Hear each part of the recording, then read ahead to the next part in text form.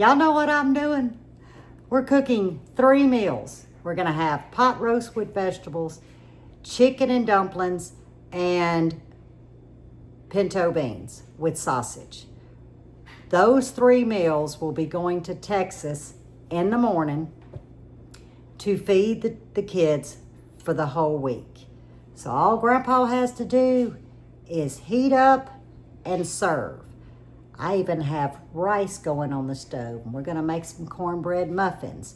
But while I'm gonna listen to that English, while I enjoy a couple of sips of coffee, let's go back to 10 minutes ago and I'll show you guys how I cook my rice. Many of you cook your rice the way I do because I did a video way back and you say it's perfect every time, but we have new friends. So I'm gonna drink a couple of sips. This is how I make my rice. Now this is just regular raw rice, guys. You can do brown rice like this too. So this is how I do my rice. Enjoy that while I enjoy this because I need a little pick me up. And then we gotta rock and roll this. Snap, snap, Lippy. That's the first time I have snapped this hand since my surgery last year. I mean, it doesn't have a good tune unless I really get in with y'all. Who says we can't conquer? Now guys, this works for any amount of rice. The key is to wash your rice till the water runs clear. To measure your water, you will add water till your finger can touch the top of the rice and the water reaches the first knuckle. Right there. And you want to salt your rice.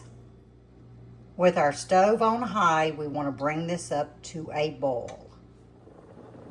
We're coming up to that hard boil, and I like my rice to boil 1 minute like this. I have reduced my stove eye to the low setting, and we're going to put the lid on it. I moved it to the back eye. I'm sitting on a number 2 with the lid on. Walk away 20 minutes, and I will turn the heat off and just let it sit till we're ready. And that's all it is to the perfect rice. All right, I'm gonna turn my heat to high. This is 8 boned in, skin on chicken thighs that I have covered with about 2 inches of water. And I'm using a heaping tablespoon of this chicken base. Nothing else is going in at this point, just the chicken, the water about 2 inches above your chicken, and this chicken base. Okay, now we're gonna move to the pintos. Let me show you what I've done. All I did was put them in a colander, make sure there was no rocks, washed them very well. Now they're in the pot. I've got to cover them with some water, 1 inch above the beans. I don't know if y'all can see, but even though I've picked through them, you'll have floaters. And if you have little floaters, just pull them out because they're just not good beans. But that's a little trick to checking your beans. If you have floaters, just pull them out. It looks good to me. Now we're going to turn this on high. We just want to bring it to a boil. Then we're going to turn the heat off. Now as the water comes up to a boil for the pintos, before we turn the heat off, put the lid on, which I'm going to let them sit like that 15 minutes, and I'm going to pour that water off. And then we start the cooking process. But by doing this, it's burping them, and you don't have to sit there and soak them overnight. In our home, they get a little bit too plump, they break apart in our experience. So by doing this method, bringing it to a boil, turn the heat off, wait 15 minutes, drain that off, and then start back from scratch, you'll end up with, in my opinion, a little bit better result. Okay, that's coming to a boil. Our chicken about to come to a boil. We'll just turn it down, let it simmer. Now we're gonna work with the pot roast. I've already cut some fresh garlic, and I'm just gonna make little slits in this roast.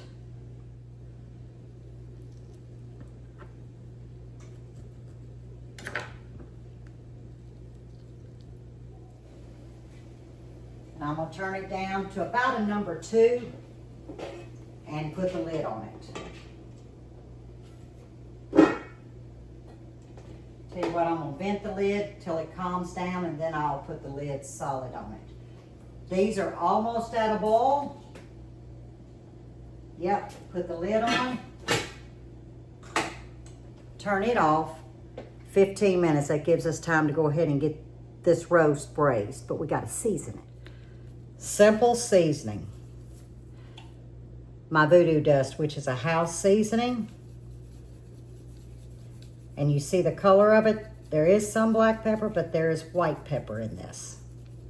White pepper is good for your digestion.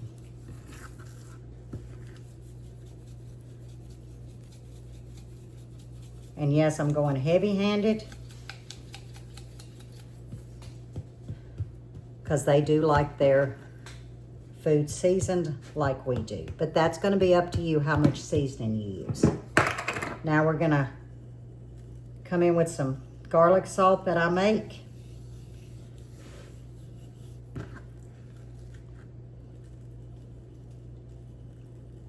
Just like that. Perfect. I've got it on 375, and I am just going to brown it with some homemade lard.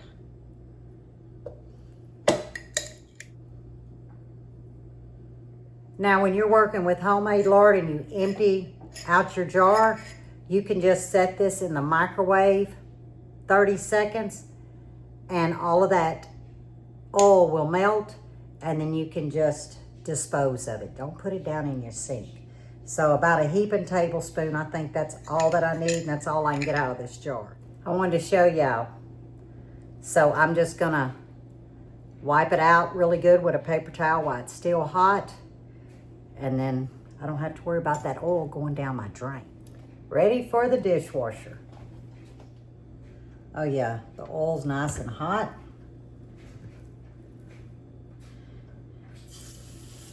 We're gonna get it searing.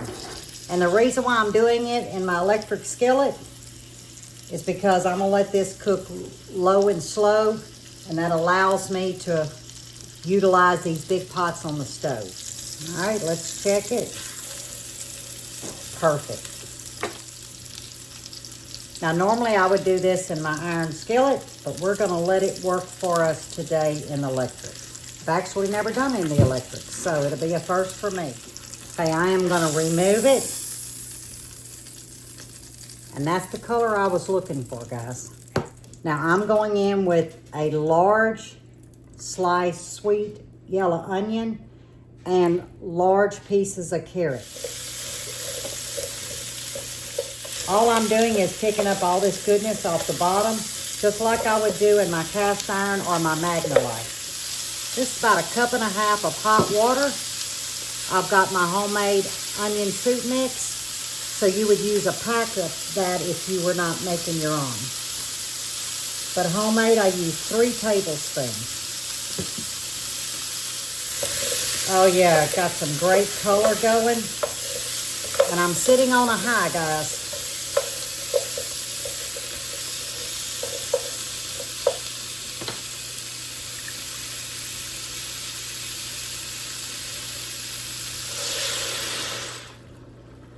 I'm adding a heaping teaspoon, that's really a tablespoon, of beef base.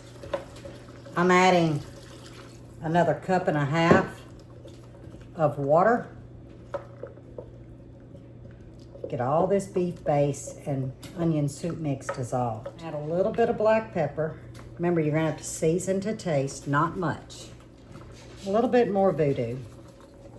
And at the end of the cooking, if I don't think that the liquid is thick enough, I'll do a cornstarch slurry. Cold water with cornstarch. And I may have to add a little drop. I won't add like a cup, cup and a half of water. I'll add, you know, just enough water to keep it going, because you do want a gravy. You just got to be mindful and not let the, you know, water evaporate and cook out. All right, I'm liking this, because we still got to add potatoes way later. We're going to nestle this amongst all this goodness. Add a little bit of water to get all of this off the plate.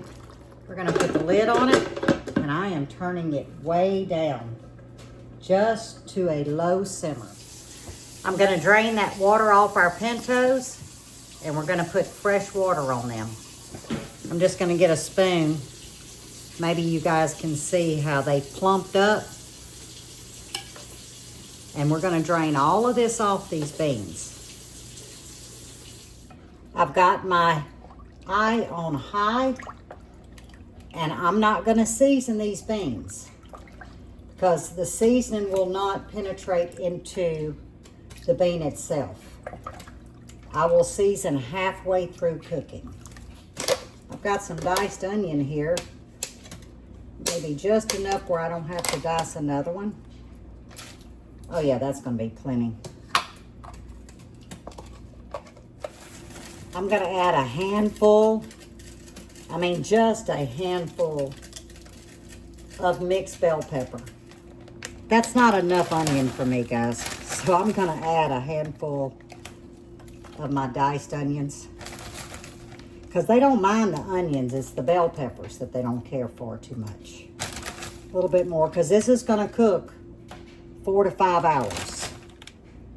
Okay, we're gonna bring this up to a boil, and then we'll turn it down, put a lid on, and let it simmer. We haven't added our sausage. That's all gonna come later on. I've got the thighs out on a cookie sheet. They're cooling. You see they're smoking hot.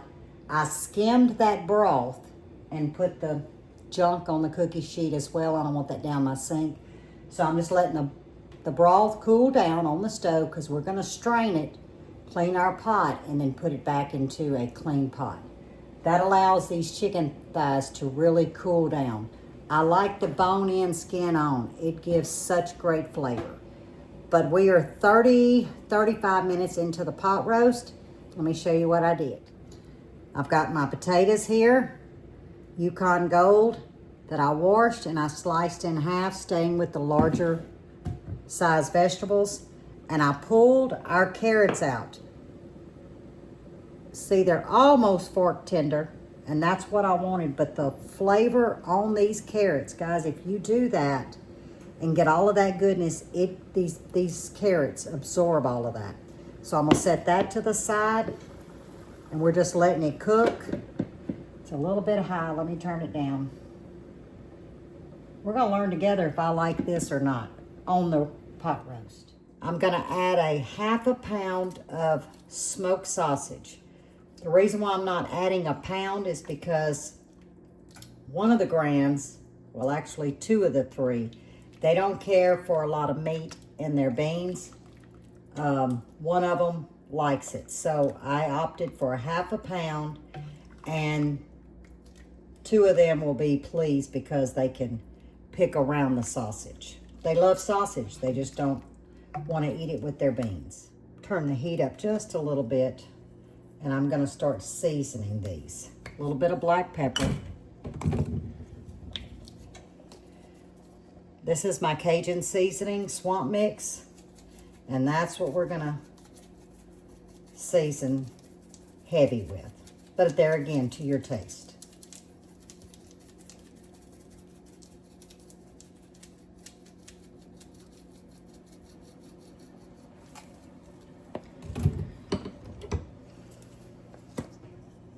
A little bit of garlic salt.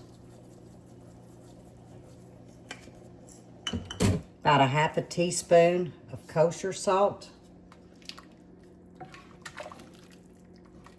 Now I'm gonna add some chili powder. About a 1/2 teaspoon. 3/4 of a teaspoon. And I will taste these in about an hour to see if the seasoning is right. This is baking soda, guys. This will help burp these beans so you don't have residual effects. And you see it was just a couple of pinches. That's it. And now for some cumin. There again, it's gonna be to taste. 1/4 of a teaspoon. And I'm gonna stir it and smell, and I can tell if I've got enough.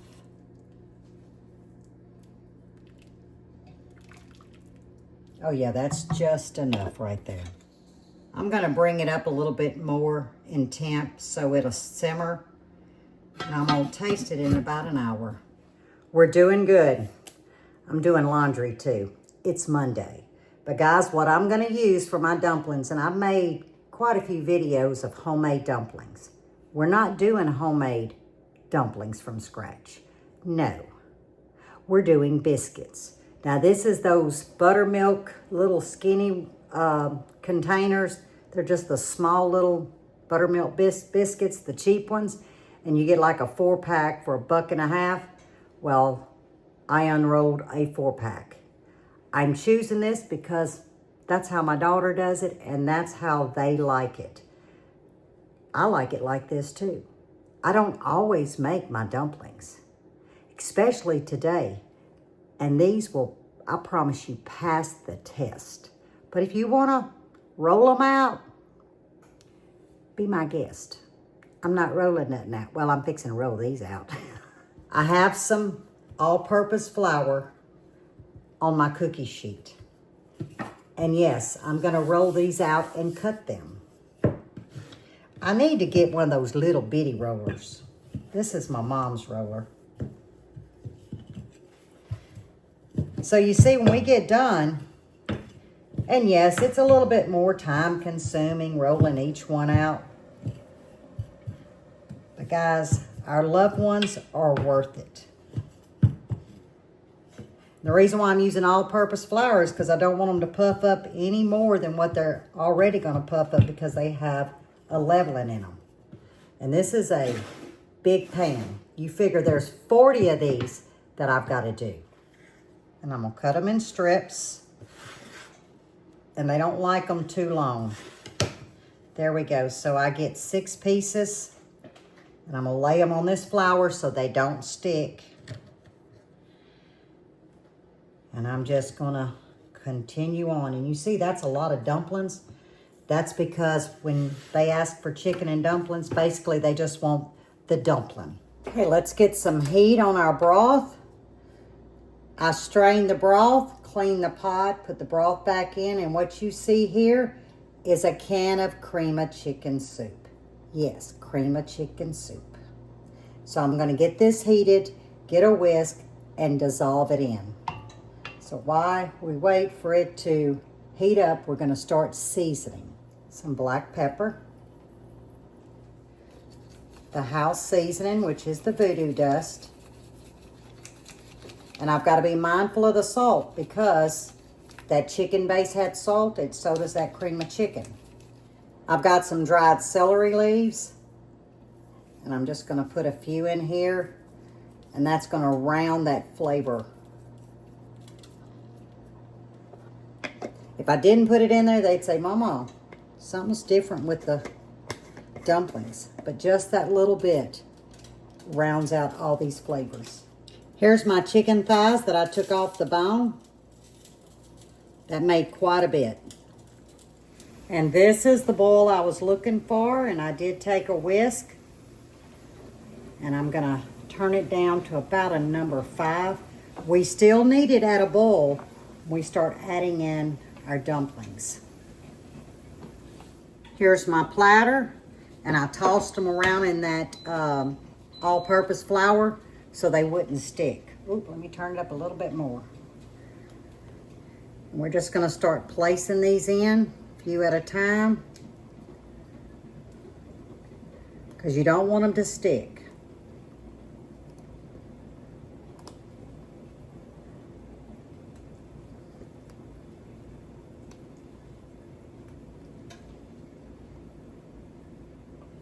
Oh yeah, they're coming up to the top.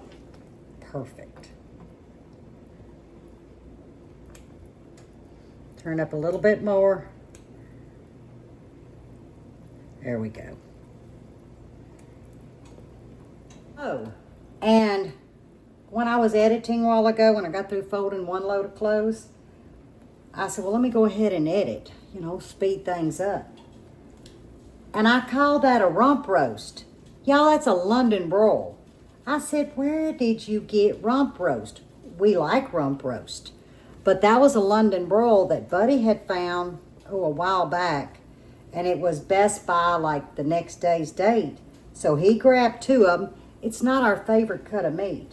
But the price was like, oh yeah, we can eat this. I mean, it was like 70% off. It was regular, like a $22 roast. Like I said, we're not big fans of a London broil, but when you're getting it for like $7 with the price of meat, absolutely, we're fans. And if you wonder what I'm doing, I'm just adding the dumplings. And they puff up. Many of you know they'll puff up, but as they cook, they'll sink on down. But yeah, that's a London broil. So when I get through getting these in here and I know that they're cooking, I'm going to take it out and I'm going to slice it. And then put it back in that gravy and let it keep cooking, because we're not quite ready for our potatoes and to put our carrots back in. These beans are smelling so good now that we added the seasoning. You see why I have to make a lot of dumplings? Because that's really what the kids eat. Like I said, I'm doing it for them, but Buddy gets to choose his supper tonight. What would you like to eat, hon? Would you like some beans? Would you like dumplings? Would you like what I'm going to call a pot roast? Or would you like some of all? Who knows what he'll pick? I can tell you what I'm going to pick. I'm going to pick some cornbread and a little bowl of these pinto beans. And you definitely want to stir. Keep that. Let me show you. Hey, you don't want it to crust over. But you definitely want to start making sure nothing's sticking to the bottom. That's a lot of dumplings, but they will shrink down, guys. They won't be this puffy and this big. Oh, yeah, because we're about to add something to these.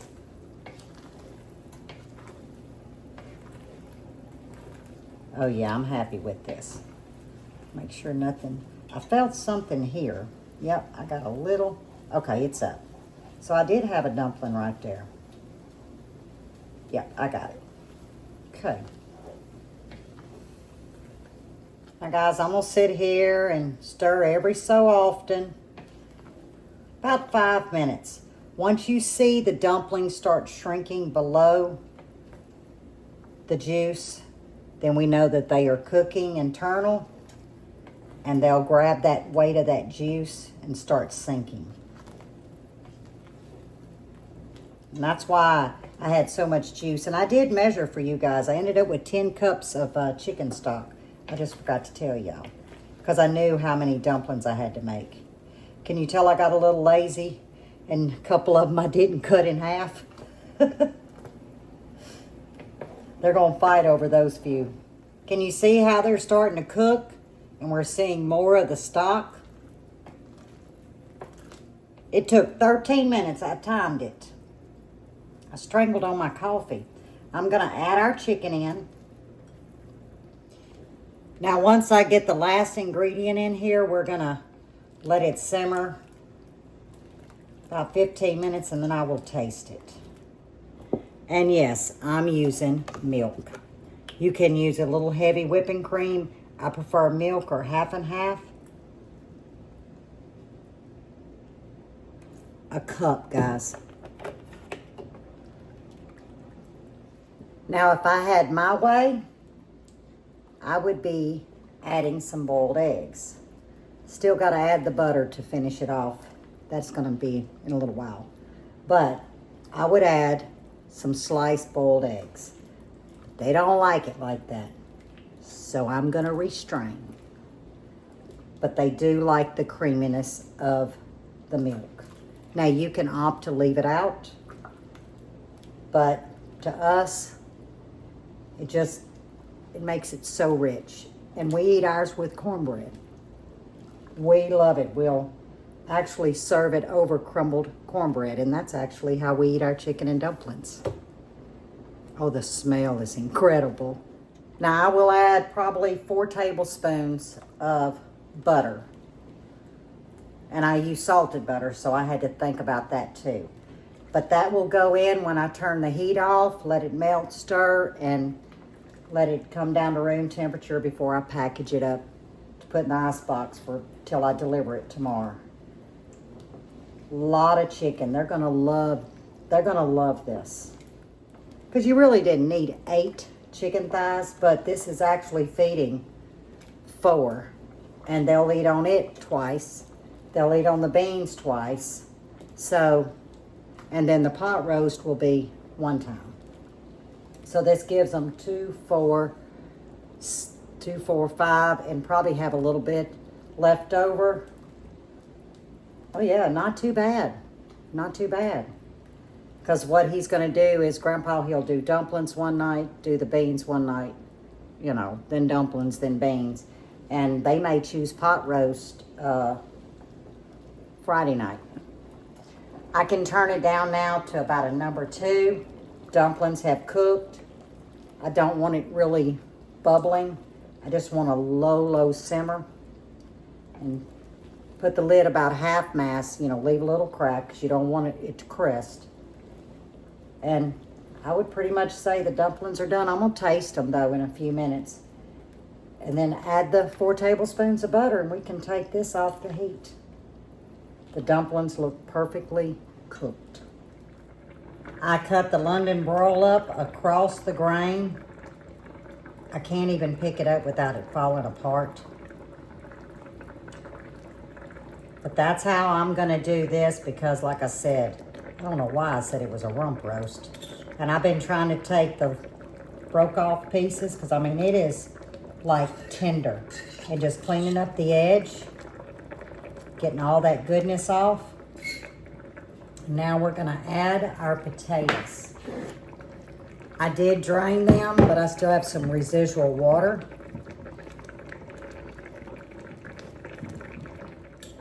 But potatoes like to work as a sponge, so it'll absorb all these flavors. Set these carrots in at the last 5 minutes of the potatoes cooking because as they set and cool, look, you can almost put the fork through it so they will finish cooking in this juice. Look at that butter on the top. And this is our dumplings. And this is the dumpling part. I can't wait to sample this with y'all. Here is our pinto beans. Very, very creamy, guys. Here is what we're calling pot roast. The meat is so tender. See, there's a piece here. Get him under that gravy. But the potatoes are tender, but they're holding their shape, just like the carrots. And here is the rice. We don't like gummy rice, but this is fluffy. Look how white. And it's a no-fail recipe. I grew up, you know, being taught this is how you make rice. It's so easy. So if some of you out there struggle with making rice, try it my way and see if it helps. But that is perfect rice. I don't know what to taste test first. So we're gonna start with the pintos. And I'll put a little bit of rice in here. And it's cooled enough that, because in about another hour, I'll be able to set them into the ice box, and because you don't want to put them in there piping hot. All right, here goes. And I only took a little bit.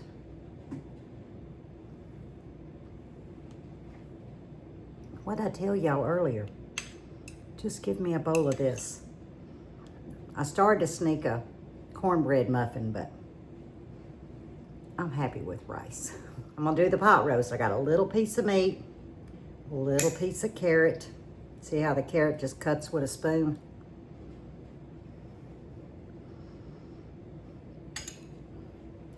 And by the way, I didn't pick these meals. The grandkids picked the meals. They each got to pick one that they knew that the other siblings would eat. And this is the menu that they came up with. Mama didn't. Potato. Oh yeah. That potato just takes every flavor in. All right, London broil. It melts like butter. That's because I cooked it a long time, what, 3 hours? And I sliced it across the grain and then let it continue to simmer. It's really good, but we're not fans of London broil, but at the price, we became big fans. Now for the dumplings. First, I have to taste the juice. Oh, them kids they're gonna hurt themselves. The dumpling. Cooked through and through, not gummy. Now the chicken.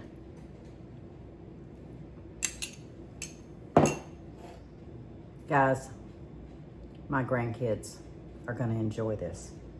There's not one that supersedes the other, but I've been craving some pintos, so I'll get me a little bowl of pintos. I don't know what Mr. Buddy's gonna pick, but if any of these recipes interest you, please give them a try.